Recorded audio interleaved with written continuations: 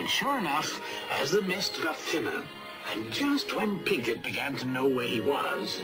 Hello there, you two blokes. Where have you been? We've been trying to find our way back home. Pooh, I don't think Rabbit's splendid idea worked. Say, where is old long-eared anyway? He must still be missing in the mist. Well, leave it to me. I'll bounce him out of there. TTFN. Ta-ta for now.